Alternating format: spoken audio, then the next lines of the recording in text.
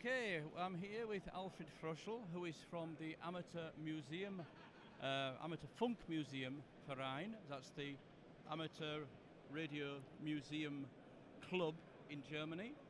I came across Alfred in relation to the Deutsche Museum in Munich, where they actually have a radio station working, and a lot of equipment from the last 20, 30 years or more, probably 50, 60 years. And so I thought we'd take the opportunity at Friedrichshafen to talk to Alfred and have him tell us a little bit about what the club does and a little bit of history maybe, and then we take a quick look perhaps at some of the equipment behind us as well. Alfred, over to you. Yeah, the AFM, which is our Amateur Funk Museum, as you say it in English. Yeah. Started in 1961, collecting equipment and paperwork around amateur radio.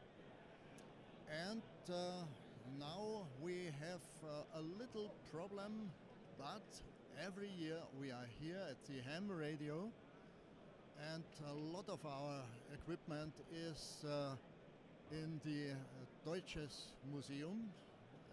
I think you know it. Yeah, the Deutsches Museum, just for our viewers, you'll have, or the listeners as well, you'll have heard in the previous shows, it's a very interesting technical museum in Munich.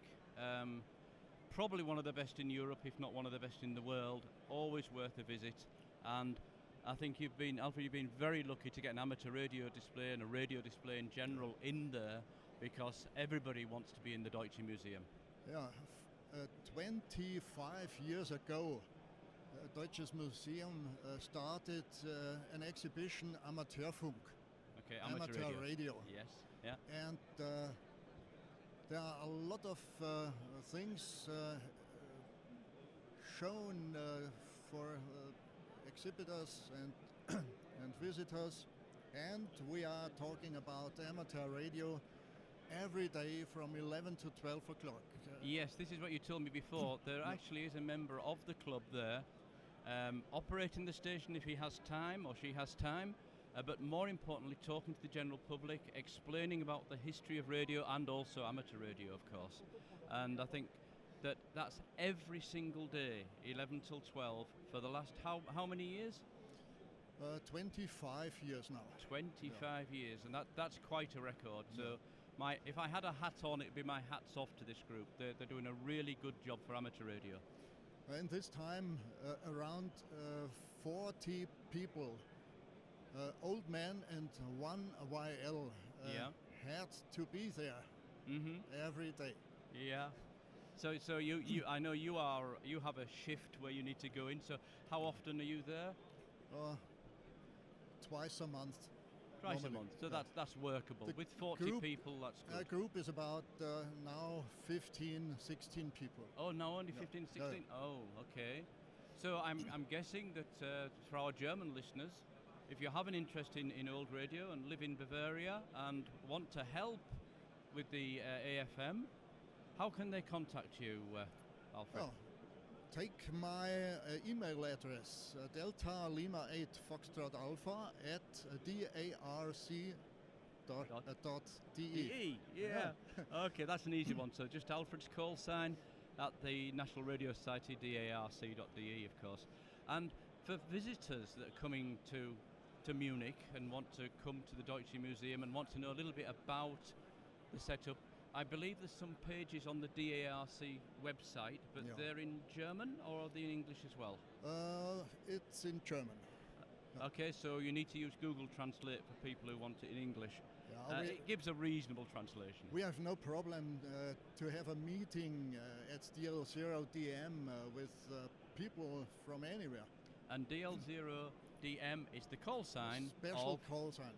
The special call sign for the station. Yeah, it was given to the museum in the year 1949. Oh, wow. Yeah, it's a very old call. Very old call, yeah. And the station that you have there, when it is operational, and I understand the first priority is to talk to the public, but when you are operational, you have HF and VHF? Yeah, we are with an ICOM station on shortwave, normally on 20 or 40 meters. And you have the antennas on top of the museum, so you can do that. It's very high. It goes up to the tower. Oh, okay. Yeah. And we have a vertical antenna with about 30 watts in 2 meters and 70 centimeters via relays. Right. So if there's an amateur visiting, let's say from another part of Europe or even from the US, if they are in a country where CEPT arrangement allows them to use the call sign, would they be able to operate the station with somebody there from your group? We should know about a few Contact days you before, of course. Before, Yes. I don't think anybody in the plans would just turn up and hope. But it's no problem. It's no problem. That's fantastic. Is there anything else you'd like to add to this interview? First of all, let me say thank you very much for giving us the time. I can see on this stand you're very busy. There is a lot of interest. Yep. And I know personally, I've just been talking to some of your colleagues here, and it's really nice to feel the love that people have for old radio systems, that they still work.